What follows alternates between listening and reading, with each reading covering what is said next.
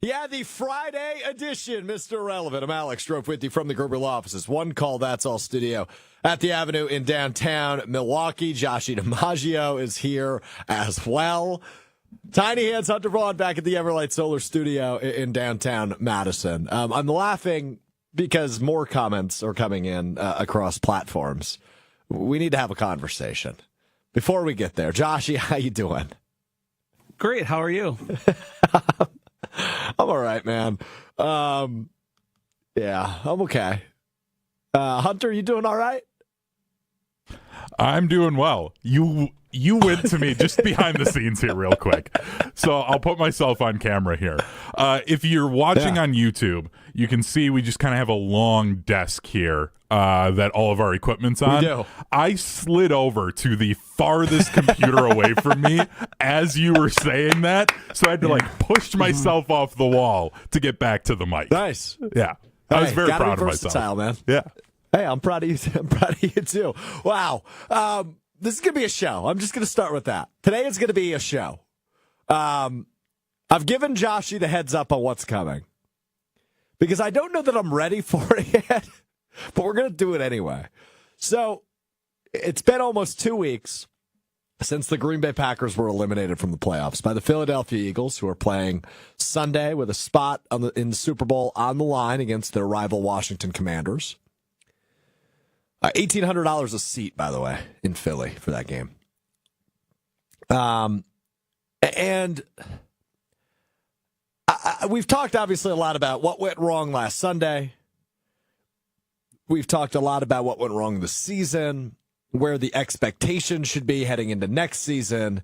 And I've gotten literally hundreds of comments, whether that be on YouTube, on TikTok, on Instagram, on Twitter, on Facebook, hundreds and hundreds of comments the last 2 weeks about Jordan Love.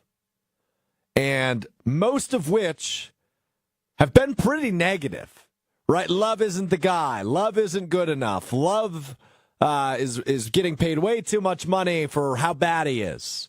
I mean, I have read comments of that variation over and over and over again the last 2 weeks.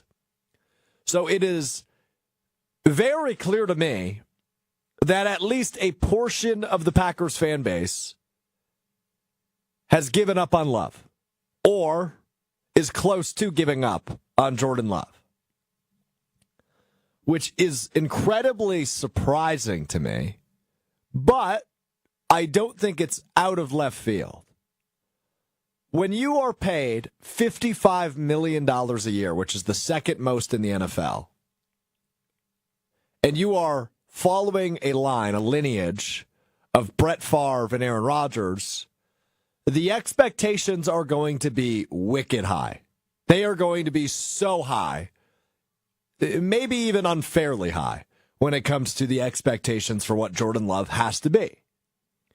And it is clear to me now, reading comments, reading some of the commentary, seeing some of the tweets, that this fan base is to the point with Jordan Love that they don't know if he's the answer. Because when you do what you did a year ago, right, you go on an amazing streak at the end of the season. This is 2023, I'm talking. You go on an amazing run at the end of the year. You win a playoff game on the road. You are in the game entering the fourth quarter, winning the game in the fourth quarter, or entering the fourth quarter, against the eventual NFC champion 49ers last year. Naturally, this fan base is going to go, oh my gosh, the window's open again. They can win the Super Bowl next year. And of course, not winning a playoff game, losing to the Bears, getting swept by the Lions and Vikings, is falling short of expectations, despite being an 11-win team and your win-loss record improving by 2 games. You took third place in the NFC North. And frankly, Love wasn't good enough, right? 63% completion percentage, 34, just a touch under 3,400 yards, 25 touchdowns, 11 interceptions. And he battled through some injuries. There was plenty of inconsistencies. The first half of the season, he couldn't stop throwing the football to the other team. So I get the concern. But to give up on Jordan Love, just 2 years into his tenure as the starting quarterback of the Packers, seems a little premature to me.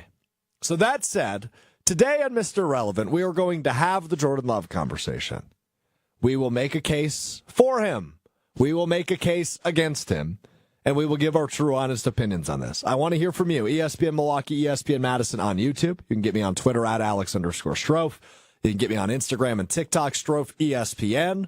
However you want to chime in, I want to hear from you on this. Because this is very, very, very clearly at the top of a lot of Packers fans' minds. Right? Matt LaFleur has gotten criticism, rightfully so. Brian Gutekunst has gotten criticism for the way he's constructed this roster, rightfully so. But I don't know that anybody's caught more flack and more criticism over the course of the last couple of weeks than the quarterback Jordan Love. Fair or unfair? He's gotten the most. And as we do in this profession, right, in sports media, when you have a devastating loss, not devastating in terms of how it happened, but your season's over, right? The finality of the season. We're unpacking what they should do in the offseason to get back to where they were and further than they were. We're unpacking what happened and what went wrong in that game and the other games. But now it is time to turn the page and have the at-large conversation, because clearly this is on a lot of people's minds about Jordan Love. So let's have the conversation. I will lead with this. I believe in Jordan Love. I think he can be a really, really good quarterback in this league. But it is completely evident to me other people think not. Other people think he can't be. So if you want to have the conversation, let's have the conversation. We'll do it today. Josh, I want to bring you in. So I imagine, producing our morning show 7 to 9, Jed, Gabe, and Chewy on ESPN Milwaukee, and doing everything else you do with us here at ESPN Wisconsin, including this show and everything else we do together. You've seen this commentary, right? You've seen the text messages. You've heard the phone calls. You've read the comments. It is not a small percentage of the fan base that is feeling some type of way about Jordan Love, right? This isn't like I'm addressing the 0.1 percenters, I don't think. I would think this number is bigger than that.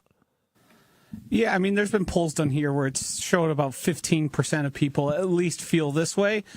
And with people who are dissenters or people who hold the opinion, they like to make their voice heard. They are the loud and boisterous minority of the fan base, but certainly a portion of it. I think it's multi-layered insofar as people see a quarterback contract and they go, all right, now have to be the best in the league. It's not how contracts work. It's not how the NFL works. It's not how the salary cap works, and not how just the QB position as a whole works. The next guy up, who is of the age range to be paid the top dollar, will get paid the top dollar. Correct. The only people we saw come under that $55 million number were guys who were more advanced in their career and had previous mighty struggles at playing the quarterback position. So there was reason to have that number be lower. I also think there's a lot of people who are taking the opportunity to try and confirm their priors. They didn't like the draft pick. They wanted Aaron Rodgers to stick around. When they saw Jordan Love, they dismissed him out of hand. Mm-hmm. No longer the guy, no matter what he's going to do. It's hard not to be prisoner of the moment after watching what many people think was a step back for Jordan Love. It probably was at least a linear step. If you truly break it down, there was not a high that we saw in those last 8 games. But there's about 2 quarterbacks in 2024 who played this season who played that well. So the other portion is, if Jordan Love isn't the guy and you seem to be happily attacking that, well, guess what? He's the guy for a few more years. So either hate the team and hate the guy playing quarterback, or leave yourself a chance for optimism. I think to write off somebody we've seen play as well as he did at this point is kind of foolish. I know it's the 5th year thing. He's a 2nd year starter. That stuff goes on and on and on. It goes in circles and circles. Players don't have their best season every single year. Aaron Rodgers didn't always have his best year every single year. Patrick Mahomes doesn't always have his best year every single year. There are ebbs and flows, and there are circumstances that may affect the quarterback's play. I think Jordan Love wasn't good enough this year. He turned the ball over. He was a little too indecisive. Probably didn't use his legs when healthy enough. There are plenty of places to point out blame, but if you're going to make a case, it's a case for optimism. He's our quarterback. Correct. I got nowhere else to go. Right. You might want to try and tell me Malik Willis. Yeah, I was just about to say, yeah. I mean, I've seen that guy complete like 15 passes ever. When he goes out there, their goal is to not throw the ball. And that's not because Matt LaFleur doesn't know what he's doing. It's because that's his abilities. So could Jordan Love end up a massive failure? Could be. Could happen. We've seen it happen before. Guys get paid, they don't deserve it, and you end up moving on from them and kind of have to rebuild after there. But what we've seen from Jordan and the way he's talked about by his coaches, his general managers, and his teammates, it seems they all have the belief, and I'm going to err on the side of the guys who spend every single day with him. I'm with you. And, you know, when you bring up the word optimism, that's what I feel towards Jordan Love. Right? Like, I think this is a guy who can elevate and become a top 5 quarterback in the NFL. I do believe that, right? And I understand that is a jam-packed field, right? You look at the MVP finalists, you don't see Patrick Mahomes' name, but we all know, darn right, that is the best quarterback in football. Joe Burrow, Josh Allen, Lamar Jackson, Jaden Daniels, Jalen Hurts. These are really good quarterbacks. There's some really good quarterbacks in the league. But I do believe that Jordan Love can become one of the best in the league. Just from what we've seen, right? The proof is in the pudding. The guy has been, obviously, was phenomenal down the stretch in 2023. And he had some moments in 2024. Despite statistically a backslide, right? He threw less touchdowns, threw less yards, played less games due to the injuries, and threw the same amount of interceptions. There is many things he did this year where you go, oh, that's an improvement, right? I think decision-making, he was making faster decisions. How about the way he avoided taking sacks? And I get the offensive line was pretty good during the regular season. They were not in the wild card game, but they were pretty darn good in the regular season. Took 16 less sacks this year.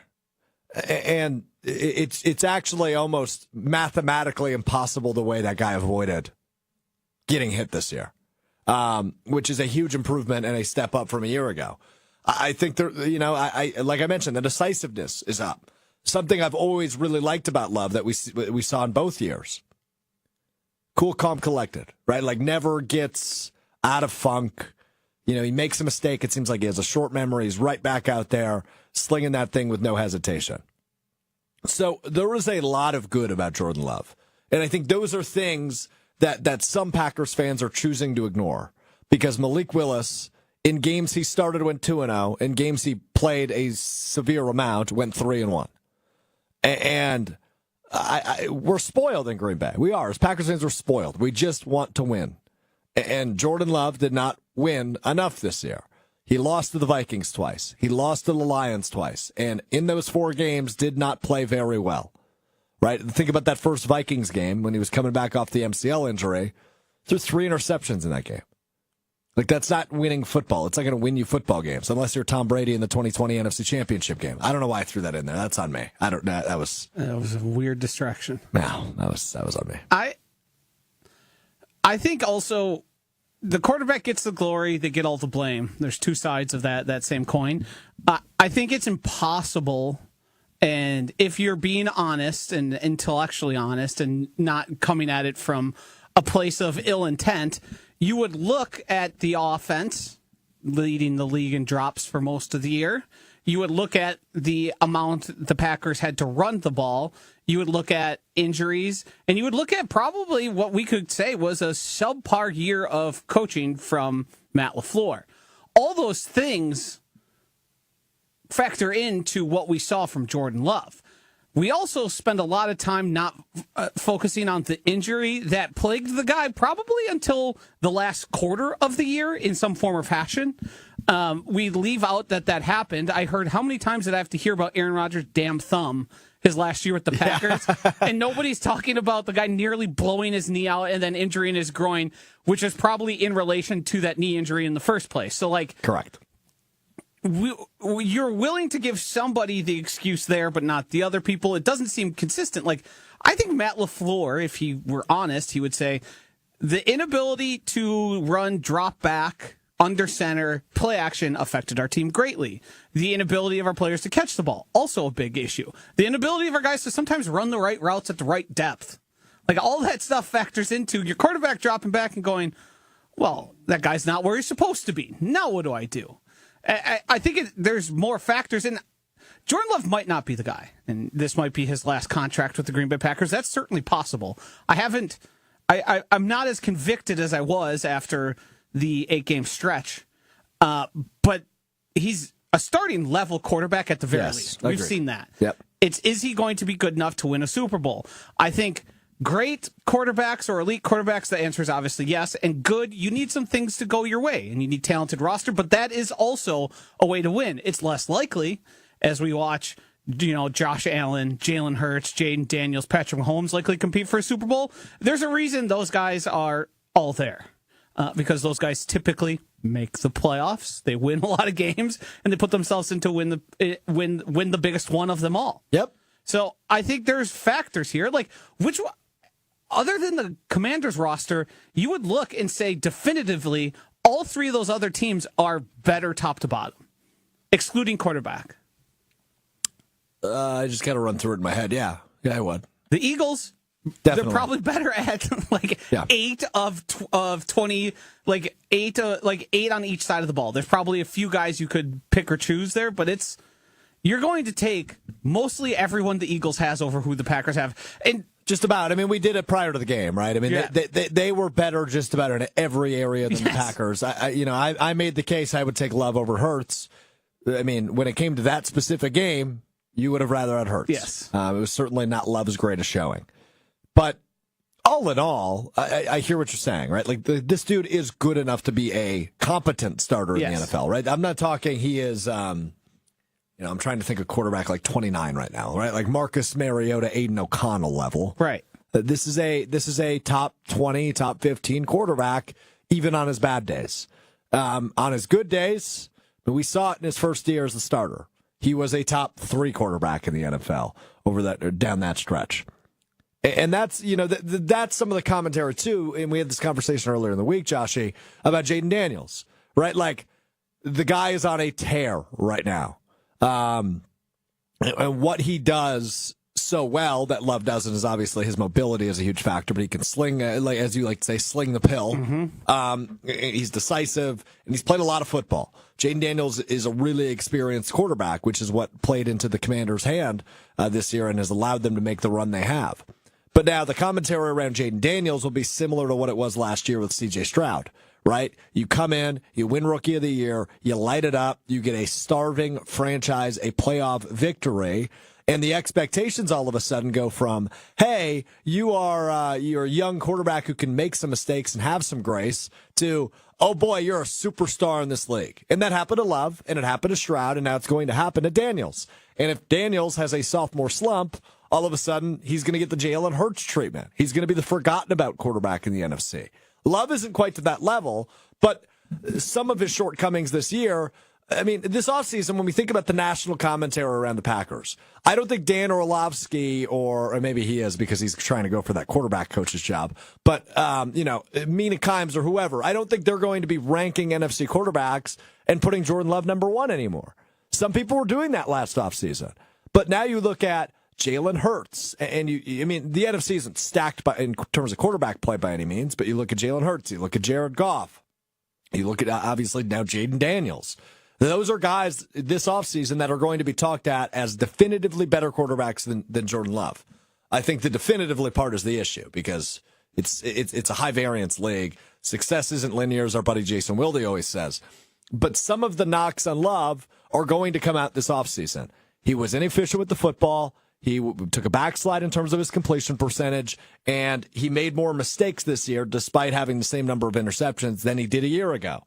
So, is he still a good quarterback? Absolutely. Can he still ascend to be a top 5 quarterback in the NFL? Absolutely. But right now, as it stands, do you have a lane to have some concerns about his play? Absolutely.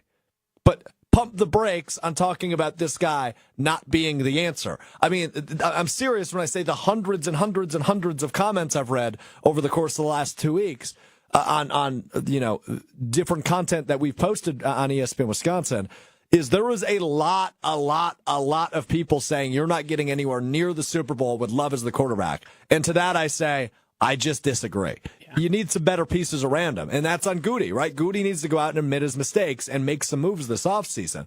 That might be at wide receiver. That might be at offensive line.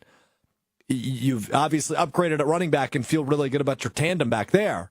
And you feel good about this group of receivers, but you don't have a true security blanket number one pass catcher. But that's on Goody. I don't know that that's all on Love, because every Super Bowl champion has a true number one pass catcher. Look at the teams left. The Chiefs have Kelsey. They've won several Super Bowls with him making a big-time play or big-time game in those big games. When you look at the Bills, they might be the one exception. Like Khalil Shakir isn't really a number one receiver, but I think that's why the Chiefs are favored. So I think that's an interesting part where the Bills are trying to make an exception to that rule. The other two, Terry McLaurin with the Commanders and A.J. Brown with the Eagles. Typically, Super Bowl champions have a number one option. And sometimes it's a tight end. Maybe Tucker Kraft evolves into that. But when you look at Gronk and obviously in Kansas City, you look at Kelsey. So it will be interesting to see what moves Goody makes this offseason. But yeah, Love needs to elevate his game. There's plenty of blame to go around for why this year was a disappointment and it had its shortcomings. So the long and short of this is, Josh and I on the same page. Jordan Love, good quarterback in the NFL, going to be a good quarterback in the NFL. He needs some more time, though. Right? Like, he's still a young player in this league. And maybe that's next year where he finally pieces it all together. We see consistent quarterback play, and Jordan Love is making a run at the MVP. Because that's very much within the cards. This is still a very good football team. And despite the disappointment this year, this is still a team that is closer to the Super Bowl than the number one overall pick in the draft. End of that. I want to get Hunter's thoughts on this. Haven't heard from him yet. Tiny Hands back in the Everlight Solar Studio in downtown Madison. Hunter, I know you've seen the comments because you're all up in the analytics, brother.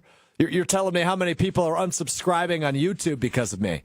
What do you make of the comments that I'm referring to and some of the thoughts in conversation around Jordan Love and his current state as the Packers quarterback? You know, I've seen a lot of the comments around that, and it hasn't just been your show. I mean, it's been Wildy and Tausch. It's been everywhere. Ever since Malik Willis had those two good games early in the season, I feel like this has been the conversation all year, and everybody's just kind of ignored it. I mean, we literally had on ESPN Milwaukee's chat, dumb title, not watching or entertaining this nonsense from Jamal before you even got into the conversation. Like that, it's so interesting to me, the level to which this happens. But I think this is just the product of having a solid team that the Packers do outside of the quarterback position even, and then you're not coming through in the playoffs. You know, we talk all the time on this show, or I bring them up all the time, the Dallas Cowboys. It's the same thing with Dak. He got hurt for a couple of games a few years ago. Cooper Rush won some games. Everybody in the Cowboys fan base was talking about Cooper Rush should be the guy. This happens all the time in the league, and it's just mind-blowing to me that fan bases don't get that, like, these coaches see these guys every day. If they didn't think Jordan Love gave the Packers the best chance to win a game, Jordan Love would not be the starter. Like, because your career is on the line if you're a coach. But instead, we're sitting here having fans think that they know better than people that literally get paid millions upon millions of dollars to do this. Well, I don't want to disvalue opinions, right? You have the right to your opinion, whether it's right or wrong. You have the right to it. I understand why Packers fans, sometimes the fuse is short because we are now entering 2025 season, which means there is a longer gap between Super Bowl 45 and now than there was between Super Bowl 32 and 45, right? We are now, it was kind of a 14-year thing that was going on there. And now it is it will be 15 years since the Packers won the Super Bowl in the 2010 season. So I understand why some are disappointed and irritated that Aaron Rodgers never got back and Matt LaFleur hasn't won the big game yet. But I think it's unfair to just jump to the conclusion of Jordan Love is not that guy, right? Because we've seen plenty of moments in his young career where he's proven he's good enough. He's got it, right? He's got some swagger to his game that is good enough to get this team to the playoffs in his first year as a starter, a 2-game improvement, despite some of the injuries he battled through this year in terms of the win-loss, and back into the postseason. Like, I know Bears fans are going to run with this stat for a while. Caleb Williams is undefeated at Lambeau Field. Great. Jordan Love has made the playoffs both years he's been the starter. Caleb Williams 0 for 1 in that category. So, yes, you can pick and choose which stats you want to throw out there. But the truth of the matter is Jordan Love has been good enough to make this a playoff team.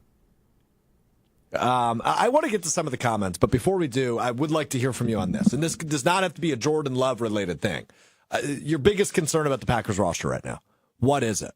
Because some people will say Jordan Love. But I'm curious, overall, Packers concerns entering 2025. What is your biggest? Hit us on the YouTube chats, ESPN Madison, ESPN Milwaukee. Want to get to some of those comments. But first, let's just go back to the Jordan Love conversation, Hunter. Any of the comments that have popped out to you, let's get through some of those. Yeah, one of them that just came up on here on the Milwaukee chat was more time. He'll be 27 this season. And I'm kind of in that camp when it comes to the way we talk about Jordan Love. Like, dude's been in the NFL for a while. What is it, 5 years now? Yeah, this will be year 6 for him. Yeah. 2020 kind of that red shirt year where he really wasn't an active part of the roster, but he was in the league, obviously, so this will be year 6. What I mean when I say we need more time, I don't mean that in terms of we need to wait for Jordan to develop into an NFL starter. Like, that's not what I mean. I mean, we need to give him more time before we jump to the conclusion he isn't good enough. Because I think it's wild to jump to that conclusion after year 2. Year 1 was very good, the second half especially of year 1. He won a playoff game. And then year 2, it seemed like there were some improvements. Statistically, there wasn't. But I think he needs more time before anybody gets to the end conclusion that Jordan Love is not the answer. That's what I mean by that. Here's an analogy. Sure. If you listened to ESPN Wisconsin radio every single day it was on air, start to finish, but you never once hosted a radio show, would you be good at it right away? Probably not great. Would it take you a few years? Would you have to learn, get better, improve? All right. I don't know how well the analogy fits. It fits perfectly. Well, he started football games prior to being in the NFL. Right, but is the NFL the same? As Utah State now. Yeah, okay, thank you. Like, do people get better in the NFL by sitting on the bench, or do they get better by playing? Like, everyone will tell you there's welcome to the NFL moments. There's growing as you get better at it. Like, this program's going to be better in 6 months than it is right now. We hope. Because the more you do it, the better you get. We hope. Fingers crossed. We've been saying that for a year and a half, Joshy. But I think it's much better than when I first joined around here. Thanks, Josh. Thanks. So that was a pat on the back to yourself? Yes, Is that what just happened there? Okay, nailed it. Got it. Okay, got it. But Josh, for your analogy of listening to the station every day and then just jumping in, it wasn't that he was just there seeing them play football. He was there in the building learning an NFL playbook, taking reps with other NFL players. Like, it would be as if you are being trained for the job, being told eventually this is going to be your job, and you have to get yourself ready for the job. Yeah, I don't know how good the analogy is. It's literally perfect. If you don't do it and experience it in real time, it doesn't matter. All the practice is great, and it can help you build there, but you're not going to be as good of it at it if you don't do it. Okay, Joshy is probably, I don't know, maybe 4th or 5th best at ESPN Wisconsin when it comes to analogies, right? 1A is Tausch, 1B is Brad Nortman. Josh is probably somewhere in the 4th or 5th best. Certainly not his best work there. If you practice something over and over again, it's never going to matter unless you do it. You can say the analogy 6 times. I'm just telling you, it's not your best. You're dense. You're denser. Nice. Wait, so, what else we got in the comments? Well, I mean, other than the fact that Josh just resorted to name calling because he was losing the argument.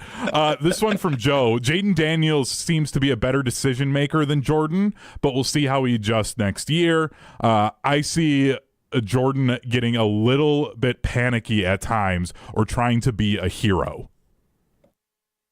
Yeah, I mean, I think that the second half of that I agree with, right? Like, I do think there's been, a guy who I think does this. Here's an analogy, Joshy. if we're going to compare sports for a moment, when we use the term hero ball, I think of Max Klesmit of the Wisconsin Badgers. That's a guy who, if the ball hits his hands, the shot's probably going up. I think Brad Davison's a better one for that.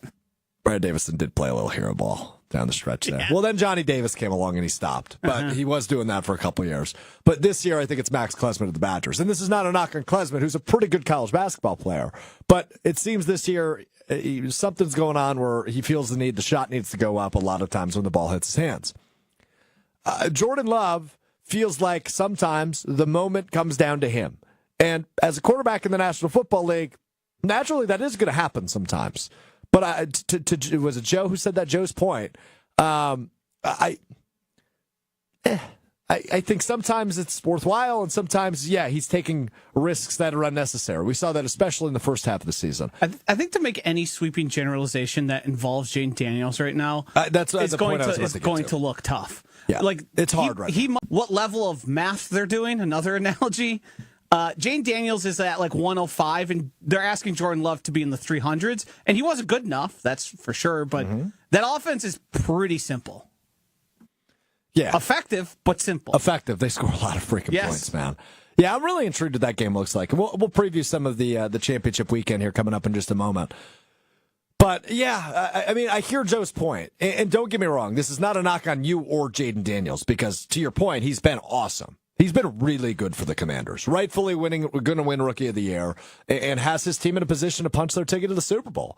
Could become the first rookie quarterback to start a Super Bowl with a win over Philadelphia on Sunday. And to be honest, if you're not a Chiefs or Eagles fan, you're rooting for the Commanders to be in the Super Bowl, I think, because I think Bills Commanders is kind of America's Super Bowl as it stands with these four teams remaining right now. So I hear you, Joe. But to Josh's point, I think it is a little early to be making. It's hard to compare, right? And that's what makes it hard with Love too. He's through 2 years now, so you have more of a sample size. With Daniels, I need to see him next year. I think he's going to be I think he's going to be a superstar in this league. I think he's a plus odds to statistically decline. Sophomore slumps are normal, and just simply like. Things change. You get more put on your plate. Like, your life changes. There's a lot of factors that go into the personnel around you is going to change, right? It's the NFL. Teams move a lot from year to year. So we will see. But I do think he's going to be a superstar in this league. But could he take a backtrack from this year? Yes. C.J. Stroud did it. Does that mean C.J. Stroud's a bad quarterback and not the answer for the Texans? No. Hunter, anything else in the comment section? We started to get a few responses on biggest concern. None of them like player or position group specific, though. Very much centered around Goody and LaFleur being the biggest concerns. Yeah. You know what? I think that is a much fairer takeaway. Fairer? Power rank those three in terms of concerned about. LaFleur, Love, Goody. You're least concerned about Goody. I don't know. This is tough, and I'm doing it off the top of my head. No, probably not. Top of your head, there's three options. I'm still doing it off the top of my head. I haven't thought about this question. Yeah, I think so. I think so. I think I stand by that. LaFleur, Love, Goody. I'm the most concerned about LaFleur. I would go, I mean, it probably says a lot. I would go Love. Goody, LaFleur? Yes. But, and I'm not very concerned about Jordan Love. I'm just so confident in those other two with their long track record so I agree. Of relative success. And look, I'm not very worried about any of them. I think we should get that out of the way. I'm like a 4 at concerned about Jordan Love, maybe even lower. Yeah, I'm probably like a 3 or 4 as well. LaFleur, I'm probably at like a 4, maybe a 5. I'm closer to like a 2. And Goody, I'm at like a 2, maybe a 1. I'm really not concerned about Goody. I think he's done a really nice job, other than his first-round picks, which is obviously like a big thing to miss. But you've got to give him grace on what he did in free agency last year. Hope he can repeat that this year. And, I mean, he's hit on some of his first-round picks, but not many of them, right? Like, Quay Walker is still a question mark. Devontae Wyatt is still a question mark. You know he missed on a couple. Eric Stokes being probably the main one. Jair battled injuries, but that was a hit. Jordan Love is a hit. too early for a guy, Jordan Jacob Morgan, or LVN. I don't know. That's not looking too good for 2 years. That one I got at a 9.8 concern. Darnell Savage was a miss. Rashawn Gary, mostly a miss, given the contract. I think, well, now given the contract, yes. But in terms of draft pick, like that's pretty good in the NFL for what you got out of him. I love this from Joe quick before we get to championship weekend. Joe says, if Goody doesn't back up his comments about having urgency in competing for championships, then he will be my number one concern. I'm with you. I like that. I really like that from Joe. I'll be gravely disappointed. I will too. And I don't mean go out and sign T. Higgins to a 5-year, $180 million contract. I mean, get better, add veterans, and show us that there is some building going on here. Yeah, I'm with you. Free agency's big, man. Like here's the part I struggle with. I don't know if he's going to take a huge swing. Over or under $75 million spent. Obviously not $75 million this year, but in total. Probably under. I think I like over. In free agency alone? Uh-huh. I think there's going to be one big contract that comes out. You've talked yourself into T. Higgins. No, I don't think it's T. Higgins. I think T. Higgins is going to be 33 plus a year, which is a 3-year contract would be the minimum you need for him. Correct. Like that. I think there's going to be a $13 million free agency contract that probably gets upwards of 30, and then there's going to be somebody who sails over 50. But who? I mean, we don't have to dive into names right now, but there's corners, there's edge rushers. My guy DJ Reed. There's also wide receivers that probably will get surprising amounts of money. Yeah, that's the one I'm not completely sold on that he'll address in free agency. I would like him to either. I would like him to. I'm just not sold on it. I am sold on corner. I think he'll address that through free agency. Defensive line, maybe in free agency. Very possible. Maybe O-line. Center, it's either Josh Myers or could get one. Right. And Josh Myers would count toward this, obviously, being an unrestricted free agent. So we will see on that. All right. Keep those comments rolling in. I will revisit them before we wrap up here in about 20 minutes. But really interesting reading all your thoughts. Appreciate the participation on YouTube at ESPN Milwaukee, at ESPN Madison. Look, I mean, we do this show this way because I do like hearing your thoughts. And I was just surprised by the amount of comments that I've seen the last few weeks, whether that be on this show or social media, of the people that are not believers in Jordan Love. I'm not sitting here and telling you he played like an MVP this season, right? Like I was disappointed too, but I have not given up any hope on how good he can be. So that is that. All right, let's get to championship weekend. 4 teams left in the NFL. It is go time. Win, and you're in the Super Bowl. Lose, and you go home this weekend in the NFL. The opening game on Sunday is the NFC Championship game. 2 p.m. kickoff locally, 3 o'clock Eastern. It is the Washington Commanders at the Philadelphia Eagles.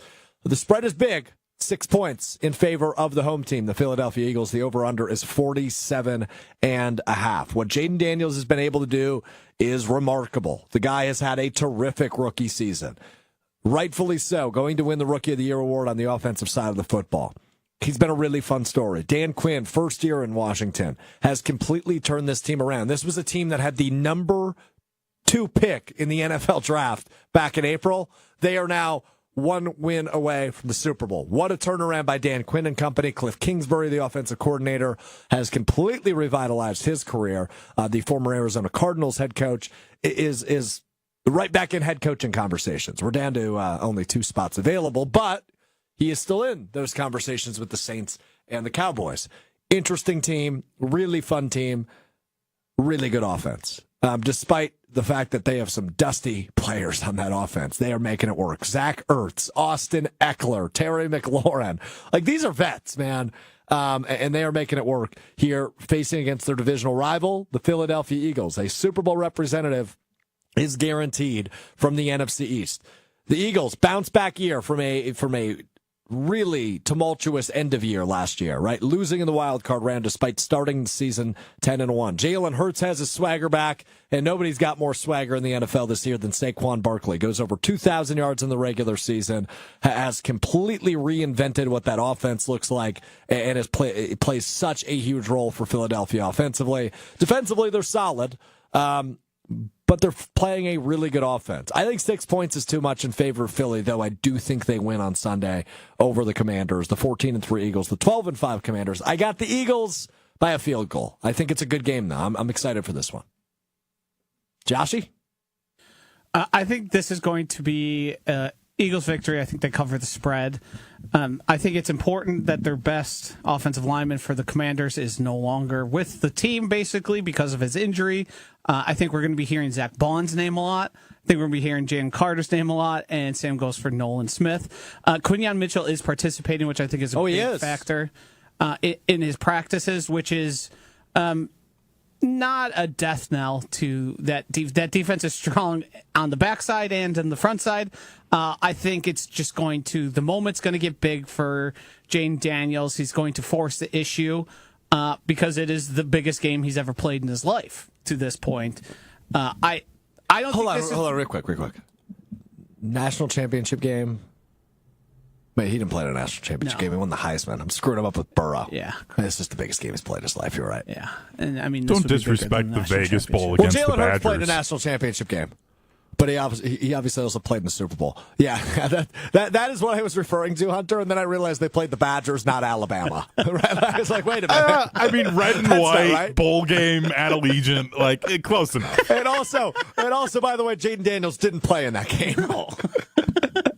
Yeah, he did. He threw to screw up by me. Brandon Ayuk.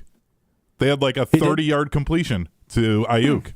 Otherwise, he got shut down by the defense. After that? Oh, ASU. Yeah. Yeah. Oh, I thought you were referring to because didn't the Badgers just play LSU last year in the bowl game? In the ReliaQuest Bowl, and he opted out. Yes, they had a chance to play him twice. Yes. Yep. Oh, wow. I guess I didn't realize that. Yeah, and I believe after that bowl game, when he transferred, they were like, his teammates at ASU were like, trashing his locker and like taking his stuff that was still in his locker. Really? Yeah, it was very bizarre. No wonder he's so good. Well, all the motivation in the world. Yeah, that was also like the tail end of the Herm Edwards stuff. ASU was a mess. Guys, do you what think do I do him with and Cliff this? Kingsbury? Do you think Jaden Daniels and Cliff Kingsbury bond over their hatred for the state of Arizona? Because Cardinals fan base was not very nice to Cliff. Oh, Cliff did it. Yeah, Cliff was at least somewhat to blame. Wasn't very good.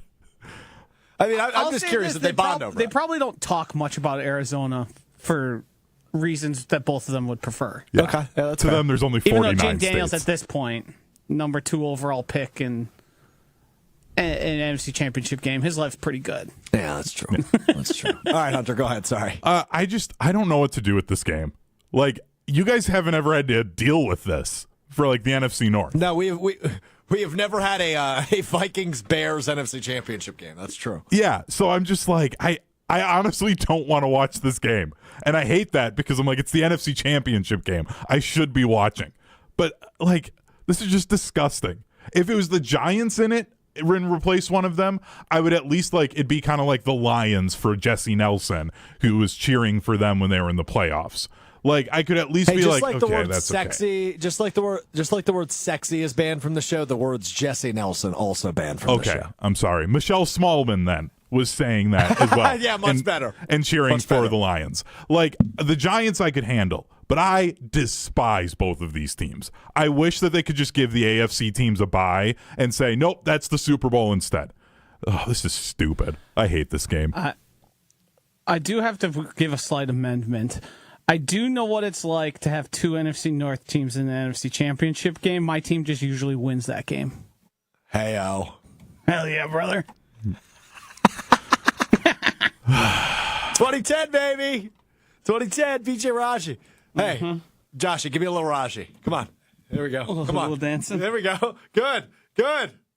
Very good. Yeah. Hell yeah, brother. You got the Eagles, Hunter? Probably. I don't know, man. Like, I don't want to pick it. I've Like, I never seen literally have Joshy done dance zero before. research on the game. I have thought about this game as little as I possibly can because I'm just so annoyed. Well, okay, then we'll get to the game that everybody's thought about because this is like Rock Cena WrestleMania all over again. This is the second time I've made that analogy today.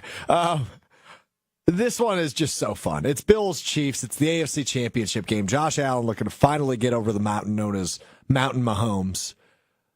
And the Chiefs looking to become the first team in NFL history to We're win. talking mountains. It's probably Andy Reid. That's the mountain. Did you really need to correct that? Like, that wasn't necessary. I mean, come on.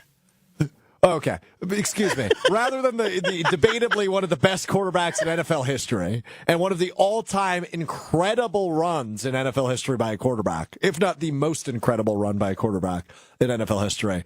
Sorry, let me give it to the head coach. Let me give it to Mountain Cheeseburger Andy. He's got great mac and cheese recipe. You should try it out. Does he? Oh, yeah. I have no idea what you're talking about right now. He got ran into by a football writer, Charles McDonald, who I believe is with Yahoo right now, does a podcast with Nate Tice. He ran into him and asked him about his mac and cheese recipe near Thanksgiving, and he has, I believe, 8 different cheeses in his mac and cheese, and Wow. he broke down the whole recipe for him. Did I tell you about the time I spent $65 on making mac and cheese? No meat in it either. You Just did it cheese and recently, noodles. right? Yeah, that was back in like I don't know, maybe in August. Like it was within like the last 6 months. Did you buy like expensive from the cheese market cheeses? Oh yeah, I grated all of it. Yeah. Hand grated all the cheese. Noodles. I made the cheese sauce from scratch. And then I baked it. I did breadcrumbs. No meat though. I didn't put any bacon in it. No hot dogs or anything like that. I spent $65 between cheese and ingredients for this mac and cheese. Yeah, you got. And to be honest with you, it was fine. It tasted like mac and cheese. Yeah, well, when you start mixing that many cheeses together, they generally the end product is usually pretty similar when it comes. I mean, it was good. I mean, I'm not complaining. But back to Bills Chiefs. What's the strategy?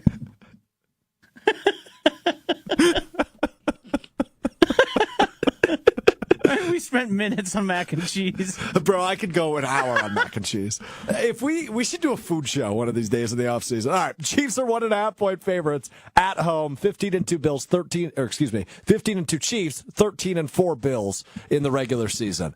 God, this one's fun. I'm rooting so hard for the Bills. And I know Josh is going to come in and say he's a fan of history. He's picking the Chiefs and wants to see him win 3 in a row. I don't. I want nothing to do with it. I want a fresh Super Bowl, so I would prefer Bills Commanders more than anything, but Bills Eagles I can live with. That's a really fun matchup. But I can't pick against Patrick Mahomes. Bills Commanders might set a low for Super Bowl record. In terms of what? Watching. Oh, no. Everybody still watches. I think a lot more people would be disinterested. It's not like this is the college basketball national championship. I think you'd be surprised at how much a Chiefs team would move the ratings. Now, I will agree with that in terms of Swifties. Yes. How many I think- millions I mean, do they're you larger think they than account life. for? Several. Yeah. Several Yeah. million. I don't know. I'd say I don't probably have a good 5. guess. Yeah, I think that's probably a pretty good guess. I think there was a lot of young girls that are more interested. I Yes. think there are a lot of spouses of like people like me, you, or the three of us, right? Like Yep. we're all either dating or married to Swifties. So when Taylor's on the TV, my girlfriend goes, "Oh, Taylor," and then goes back to reading her book, right? Like so, Rolling TikTok. right? So I think probably millions to answer your question. I'm rooting for the Bills. I can't pick against Patrick Mahomes. I got the Chiefs. Chiefs Eagles rematch. Yeah, I've said it on the weekly wager. I've said it basically everywhere. Patrick Mahomes and Andy Reid are inevitable. I said it last year when they went into the playoffs as a wild card. Until the Chiefs give me a reason to stop betting on them, I'm going to keep picking the Chiefs. They were pretty much underdogs every single game last year, and then they just won them all. This year, they're a little better because of the record, but a 2-point spread, I think, to a guy who basically rolls out of bed and ends up in the Super Bowl. I find it hard to believe he's going to lose this game. It's possible, but this defense is incredible for the Chiefs, and they have just enough left in Travis Kelce and with those young wide receivers, mainly Xavier Worthy, that I think they get it done. I think Josh Allen's mistakes might creep back in. They haven't pretty much all season. He's been very, very good at protecting the ball, but we just watched him last week try and pitch it out of a QB sneak that didn't work. And old Josh Allen does that. Now, that game, I felt like the Bills pretty much had control of all game against the Ravens, so the pressure wasn't as high. But Josh Allen, until he proves to me he can make a Super Bowl, I'm going to have him falling short. Yeah. They're inevitable. I'd probably pick him, like, if this game would have happened, they would have beat, if it was Ravens and Bills, I think Josh Allen cruises again. Like, I think every team but the Chiefs, I would want the Bills in. And I agree. And any team from the NFC against the Bills, I would want the Bills in. Here's what makes the Chiefs so great, and we've talked about this before. If they're in a one-possession game, they have more points. They do not make mistakes either. No, they don't. It's really, really, really impressive. And this has not been an up year for Mahomes either, right? Like, he has similar stats to Jordan Love. 26 touchdowns, 11 interceptions in the regular season, and one more touchdown. Same number of interceptions. I also watched him make a Superman throw to Travis Kelce. Yeah, he does that. It's still in there. Yeah, well, Kelce 7 catches, 117 yards, and a touchdown last week. So, yeah, he's still pretty darn good, too, despite the retirement. And rumors. everyone knows it's going to him at all times. Hunter, are you going to agree with us? Are you on the Chiefs or you like the Bills this weekend? I'm on the Chiefs, and I feel like I'm one of the few people that's actually rooting for the Chiefs. You and me both, brother. Yeah, it's one for the history, but two, like, I've talked about this before, and I know the comment section, they're going to hate on me for this too. Here we go. Having my wife be this into football and asking genuine questions and having genuine football conversations with her has been incredible. And I want that to keep going. So as long as the Chiefs stuff is going, I want it to keep happening. So I've got to cheer for the Chiefs. Question. My hand is raised. You can't see it on the video stream. The Cowboys suck. Have you thought about maybe switching your fandom? No.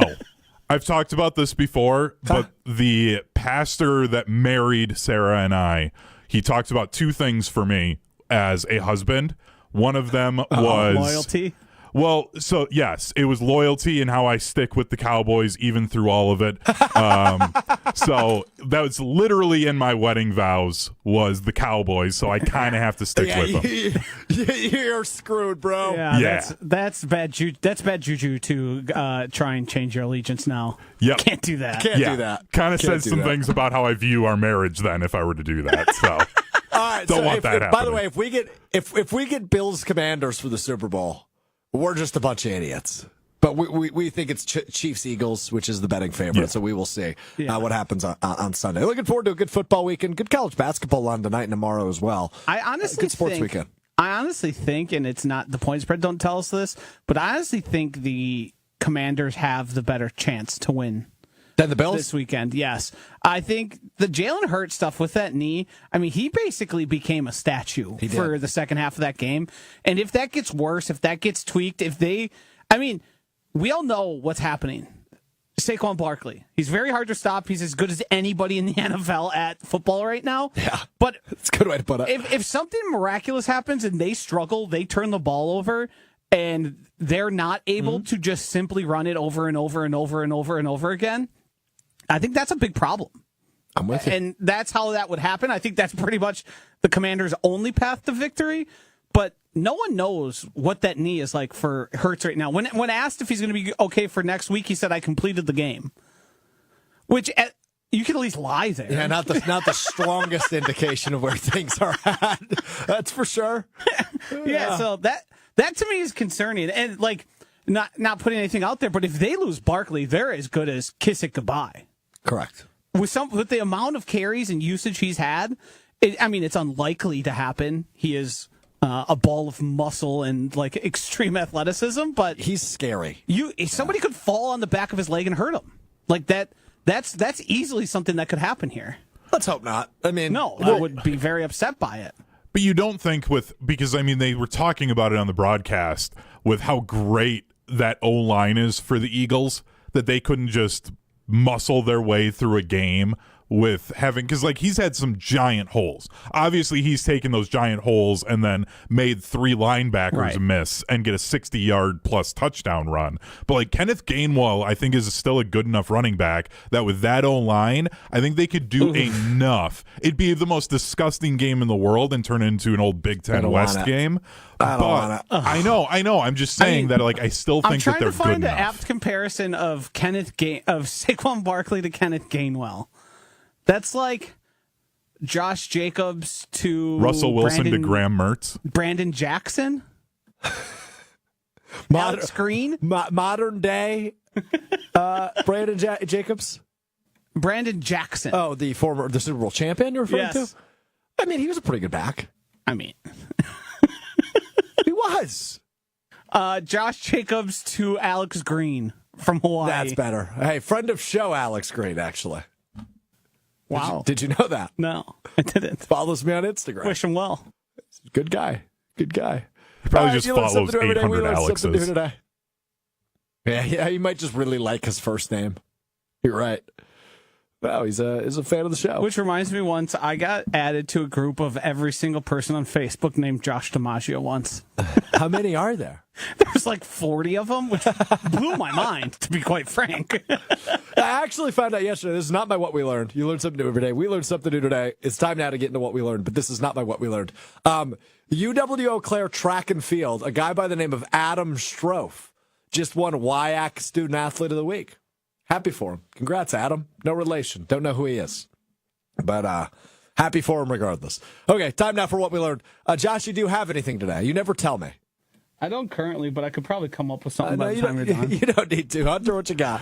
We're going to go back to Ben Johnson's press conference. And I learned that I need to actually like pay attention to the press conferences for teams in the Packers division, because I think I kind of owe him an apology. From watching this video, like I think he actually knows what he's doing. I've got the clip right here. I don't know where this is going. Where I see my role is as a supporter of him. This offense will be calibrated with him in mind. We're going to build this thing. This is not simply a dropping of a previous playbook down on the table and starting there. Nope. We're ripping this thing down to the studs, and we're going to build it up with him first and foremost, and then with the pieces around him next. We celebrated Matt LaFleur for doing this when Malik Willis came in for a couple of weeks, and to have your new head coach come in and say, hey, we've got this quarterback. We have to build the offense around him and what he does well. Sure. For the level of hate that he got in Wisconsin, I think he actually, when it comes to the X's and O's off of that, like I think this team is going to be in a better spot. So I'm just saying I agree with that. I think he got a little bit too much hate. Okay, that I fully disagree with, number one. Number two, I would have said the same thing if I got hired as their head coach. Yeah. Right, he's the number one overall pick. There's of course plenty you're of ripping head this thing down to the studs. But there are plenty of head coaches who are like, yeah, we're going to run our system, and that's going to be our system. And they're like, you've got to figure out this offense. I feel like part of his being hired was those comments. Bingo. And also, like, Ben Johnson is a great offensive football mind. Like, yes. Obviously that's going to happen. I mean, I understand. He's a smart guy. I thought he came off as dopey and like a little bit of a dork. Also, his favorite band's Vance Joy. Why do you know that? Will back here saw it somewhere and told me about Running down to the riptide. Yeah, I thought that was a person. That's a band? That drops him half a win a year. Yeah, I'm actually with you on that. at least. That's the only song I know by Do Vance we even Joy. know what like Matt LaFleur's favorite band is? Because like I don't, but I imagine somebody does. Yeah, Matt LaFleur's favorite band. Does Google have anything? There isn't much information about Matt LaFleur's favorite band. Okay. Well, See, heady play not letting that out there. Because if it's not like Metallica as a football coach, you're not allowed to have a favorite band. Well, every year, I love this from CBS Sports. They put out all 68 head coaches in the NCAA tournament's favorite artist.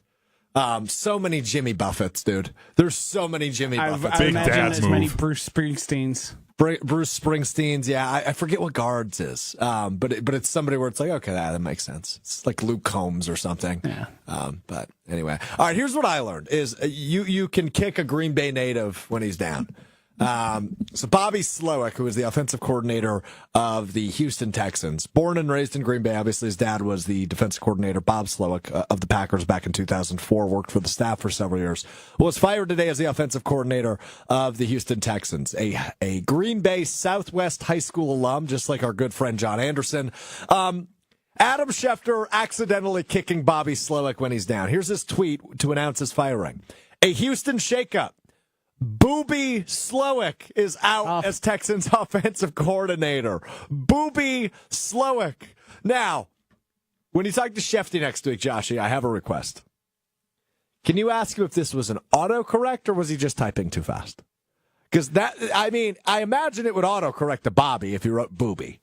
But that means he's typed Booby before, which no disrespect. We all got to do what we got to do.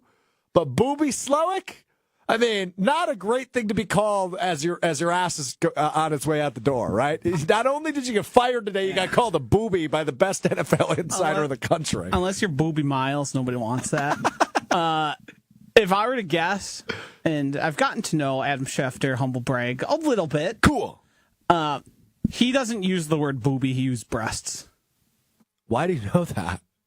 That's just based off of the guy that I see on TV and talk to once a week, sometimes multiple times a week. He uses breasts. He has to. I don't know that for sure, but that's me. That's me reading the tea leaves. We're back with you Monday, beginning at 12:30. ESPN Madison, ESPN Milwaukee on YouTube, and of course, Mr. Irrelevant available wherever you get your podcasts, Apple Podcasts, Spotify, Wisconsin On Demand. Make sure you press subscribe. Rate us 5 or 4. You can rate us 4 stars, actually. Rather than starting a rate us 5 stars campaign, let's start a rate us 4 stars campaign. And then hopefully we can earn that 5th star over the time you listen to us. Apple, Spotify, wherever you get your podcast. We're back with you Monday beginning at 12:30, reacting to championship weekend, talking a little Packers, and whatever else happens in the next 48 hours. Looking forward to it. Have a great weekend. Be safe. Have fun. Do what you got to do. We'll talk to you Monday. Breasts. Bye.